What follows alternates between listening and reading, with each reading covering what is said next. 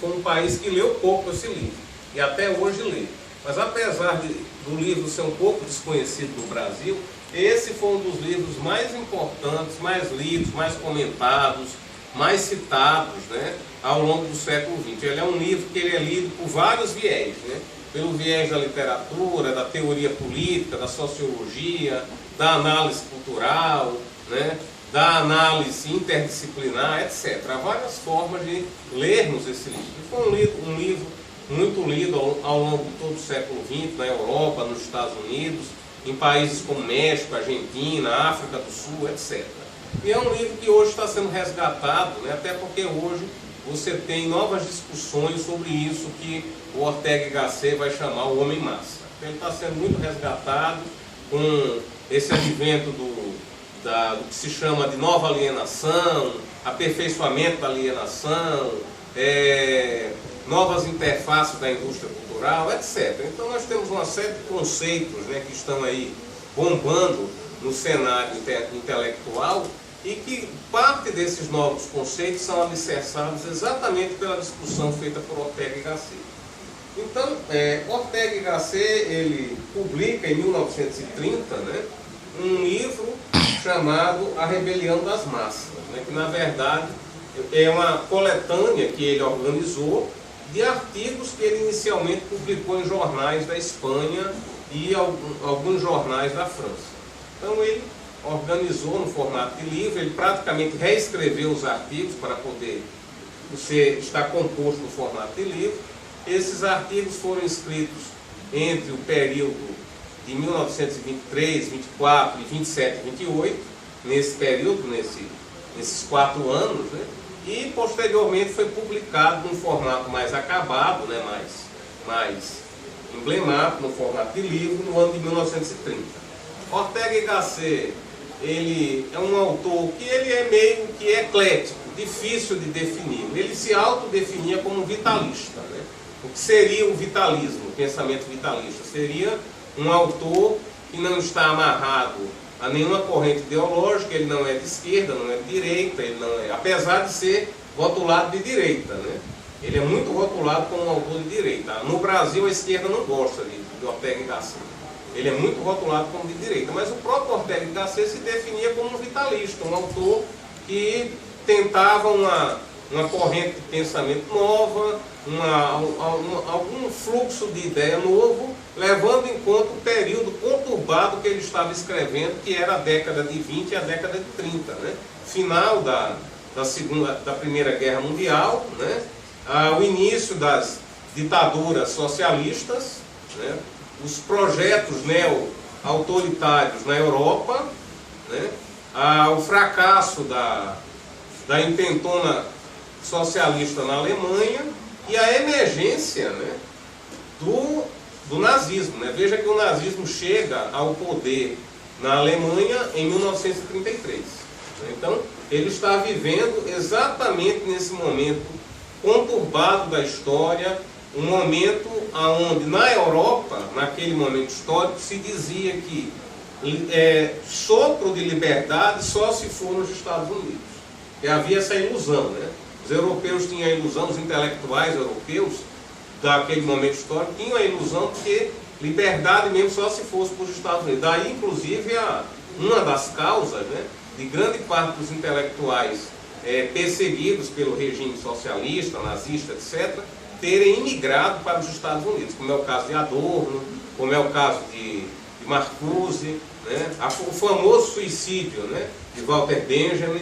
Walter Benjamin se suicidou tentando imigrar para a Inglaterra e provavelmente para os Estados Unidos.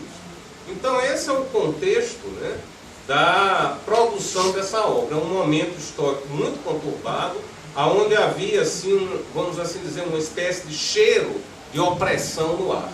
Havia um clima de muita opressão, seja vindo dos regimes socialistas, especialmente do socialismo triunfante na Rússia, e também do grande partido comunista que havia em países como a Alemanha e a França, ou seja pela emergência, né, do fascismo e do nazismo. Seja como for, havia um ambiente de perseguição às liberdades individuais, os livres pensadores estavam sendo vigiados, etc. Havia um clima muito perigoso na época. E é por conta disso, diante desse clima, que Ortega y Gasset ele vai se autodefinir como sendo um... Ele vai se autodefinir como sendo um vitalista, né? Um autor que está tentando produzir algo novo, tentando criticar todo esse ambiente de autoritarismo, de neoditadura, etc., num momento muito difícil da história. Então, aqui uma foto dele, né, do Ortega y Gasset.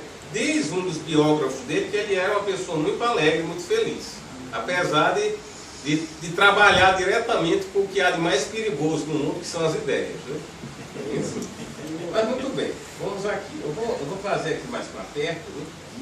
Não, vocês enxergam bem, mas eu não. Então, muito bem. Então, veja só, o pensador espanhol José Ortega y Gasset, né, morreu, ele é final do século XX, morreu em 1955, foi um dos grandes críticos da sociedade de massas no século XX. Né? A sociedade de massa já vinha sendo criticada desde o século XIX, Proudhon e outros autores anarquistas criticam já a sociedade de massa, mas de certa forma a crítica mais específica ela vai aparecer exatamente na obra de Ortega y Gasset. Ele é um autor de muita referência, de muita importância, justamente porque ele é um autor que vem dar uma consciência, uma clarificação maior ao problema da sociedade de massas. Né? Então veja só, Ortega y Gasset, como ele é conhecido, foi um dos grandes críticos, né, do que ele vai chamar de movimento das massas. É um movimento que, até o presente momento, nós estamos em 2015, ainda faz muito sucesso. Né? É comum a gente ver alguns líderes, né, políticos ou artistas, etc., falando que são representantes das massas. Ah, eu represento as massas. Né? E Ortega y Gasset vai dizer nada mais perigoso do que alguém que representa as massas. Nada mais perigoso do que isso. Né? Então veja só, na primeira metade do século XX, este movimento foi cristalizado pelo socialismo e pelo nazismo. Logo após a Segunda Guerra Mundial, concluída no ano de 1945, né, este movimento, o movimento de massas, passou a ser cristalizado também pela democracia representativa e a democracia jurídica. Então, para Ortega y Gasset, socialismo, nazismo e até mesmo a democracia representativa são movimentos, né, que de alguma forma representam e são criados por isso que ele vai chamar de movimento de massas. Tanto o socialismo como o nazismo e a democracia representativa criam a ilusão da igualdade. Né? Todos falam em igualdade. Né? No socialismo e no nazismo, afirma-se que todos são iguais dentro do partido. Né?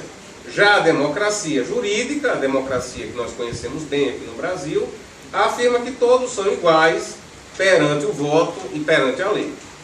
O problema, segundo Ortega y Gasset, é que essa igualdade é ilusória. Na grande maioria dos casos, né, cria-se uma casta de governantes, uma ilusão de participação. Né, tanto nos regimes autoritários, nazismo e socialismo, como na democracia, vai se criar... Ah, obrigado. Obrigado. Pronto. Obrigado. Cria-se essa ilusão, né, da participação. Então, Ortega y Gasset nos apresenta, né, o que ele passou a denominar, né, o homem que passou a dominar o mundo a partir do início do século XX, final do século XIX, início do século XX. Isso que Ortega vai chamar o homem-massa. Né? Quer dizer, o homem-massa seria uma marca, né, da sociedade contemporânea, seja que nome essa sociedade tem. Né? Modernidade tardia, pós-modernidade, modernidade líquida, né? Seja o nome que tiver. Porque hoje tem muitos nomes. Né? O meio acadêmico está trabalhando com muitas categorias para denominar o mundo contemporâneo. Né? Aqui no Brasil está muito na moda se ler Bauman, né? Com a modernidade líquida, mas tudo isso é o contemporâneo. E para Ortega y Gasset, a figura central do homem contemporâneo, que habita, né, as ruas, os shoppings, os cinemas, etc., é o que ele vai chamar de homem-massa. Não se pode entender este homem-massa como um operário ou como um trabalhador. Né? Porque para Ortega y Gasset, pelo menos o trabalhador, da forma como existia no início do século XX, aquele trabalhador fabril que tinha uma certa consciência, seja essa consciência religiosa ou política, né, ele não é exatamente um homem-massa. O homem-massa ele é desprovido de consciência. Então, para Ortega y Gasset, o homem-massa está principalmente, né, entre os intelectuais, né, na elite econômica, entre os mais ricos, entre os mais pobres, né, entre a classe média. Né. O homem-massa é o que existe, na perspectiva de Ortega y Gasset, o que existe mais democrático no mundo contemporâneo. Ele está em toda parte. Né. Ele não está numa classe social, ele está em toda parte, ele está em todo lugar, em todo ambiente, e ele não pode ser confundido com um trabalhador comum, porque muitas vezes o trabalhador comum é portador de um tipo de consciência de resistência, seja essa resistência uma resistência religiosa ou não, né? uma resistência política ou de outra qualidade. Né? Você pode notar, né, só uma observação que eu faço, que, por exemplo, no Brasil, né, quem mais critica o poder dos partidos, o poder do Estado, etc., são exatamente os grupos religiosos. Que é isso que Ortega y Gasset chama a atenção. É esse grupo que, às vezes, nós vamos chamá-lo de alienado, de, sei lá, fanático religioso, alguma coisa assim, mas é esse grupo que é portador de algum grau de consciência que vai questionar a sociedade estabelecida. Né? Então, não se trata de uma classe ou uma forma de vida, né? Para Ortega y Gasset, o homem-massa ele está por toda parte, ele é quase que uma forma de vida. Para Ortega y Gasset, o homem-massa está bem melhor aqui. O homem-massa, né, é previamente esvaziado de sua própria história. Né? Ele sem entranhas de passado, e por isso mesmo é uma pessoa dócil a todas as disciplinas chamadas internacionais ou coisas do tipo. Né? É um homem sem consciência, ele não tem nem a consciência da história, que existe uma história, né? E nem tem uma consciência da própria história individual. Né? Ele não, por exemplo, o homem-massa não tem raízes. Né? Ele não tem raízes. Se você perguntar ao homem-massa o que ele é, o máximo que ele vai dizer é alguma referência circunstancial, modo numa cidade, alguma coisa assim. Né? Isso, ele não tem raízes profundas. Ele não vai dizer assim, eu sou brasileiro, eu sou isso, sou aquilo, né? Sei lá, eu sou cristão, não sei o que, eu venho de tal lugar. Ele não tem essa história mais profunda, nem tem consciência da história. Né? Ele é um tipo de figura dócil, uma espécie de carneiro, rebanho, alguma coisa assim, que está muito aberto a isso que Ortega y Gasset vai chamar de cultura internacional, ou internacionalista. Né? Os modismos acadêmicos, né? Os discursos gerais, né? Os discursos que falam, por exemplo, do povo. O que é o povo? Né? O povo é uma categoria muito vaga.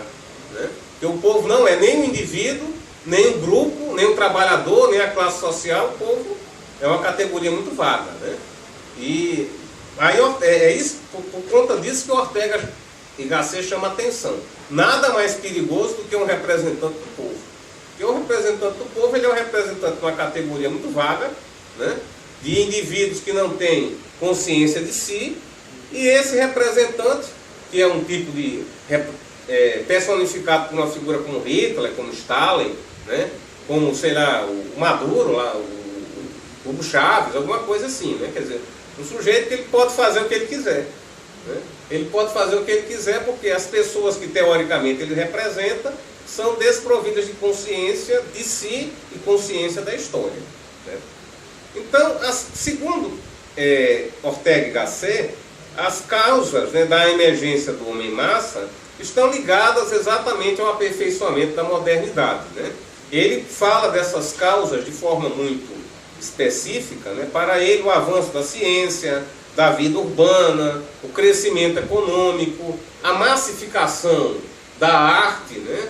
A massificação do acesso a uma cultura geral, marcada principalmente, segundo Ortega, pelos jornais. Né? Na época, os jornais é que faziam o papel de cultura de massa, de cultura geral. Hoje é diferente. Né?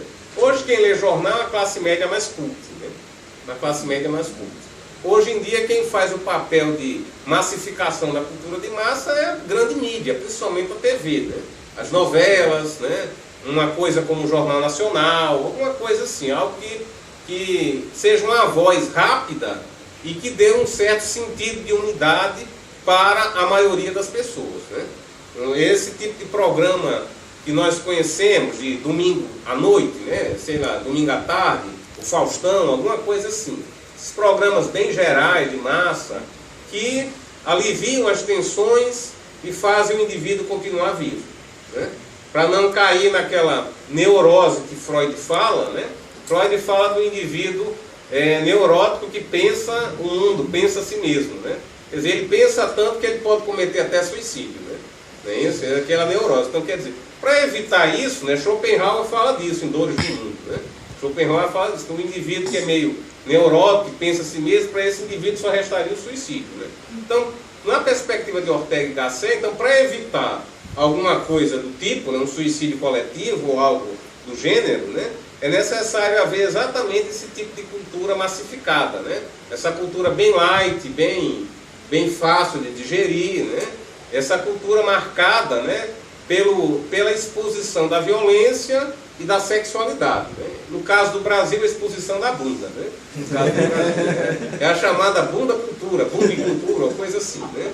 Então, no caso do Brasil. Então, mas nada mais orteguiano, né? Mais orteguiano do que esses programas que ficam mostrando mulheres seminuas, com brincadeiras sem graça, etc., durante a semana toda e principalmente no domingo, né? Então, segundo Ortega y Gasset, a emergência do homem-massa é justamente esse mundo complexo que emerge da modernidade, né?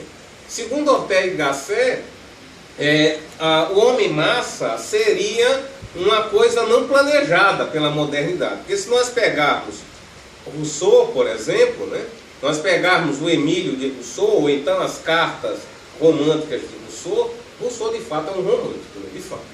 Mas veja só, nós pegarmos Rousseau, que é um dos arquétipos da modernidade, Rousseau acreditava piamente, Rousseau é muito ingênuo, né? Ele acreditava piamente que o avanço da vida urbana, o aperfeiçoamento da ciência e o crescimento das escolas, etc., isso criaria um homem livre e independente, né? Um homem autônomo, livre e independente. E o que Ortega mostra exatamente é o erro de Rousseau. Porque Ortega mostra que tudo isso aconteceu, tudo aquilo que Rousseau queria de fato aconteceu, mas o que emergiu não foi um homem livre, consciente, esclarecido, não foi. Foram as massas alienadas. As massas alienadas que correm atrás dos artistas para pedir autógrafo, correm atrás dos partidos políticos, as massas alienadas que deram sustentação ao nazismo, ao fascismo, e que hoje dão sustentação a regimes populistas irresponsáveis, né? Como é o caso do Cristina Kirchner, o Chaves, no Brasil você tem a Dilma Rousseff, etc., né? Quer dizer, dão sustentação a regimes populistas irresponsáveis e dão sustentação ao mundo que nós conhecemos, né? Dão sustentação aos artistas pop, aos jogadores de futebol alienados, etc., né? Então, na perspectiva de Ortega y Gasset, o sonho de Rousseau se cumpriu. Entretanto, o que Rousseau esperava, que era um homem livre e autônomo, não aconteceu. Porque o que emergiu foi o homem-massa. Na verdade, o sonho de Rousseau meio que se transformou numa espécie de pesadelo, né?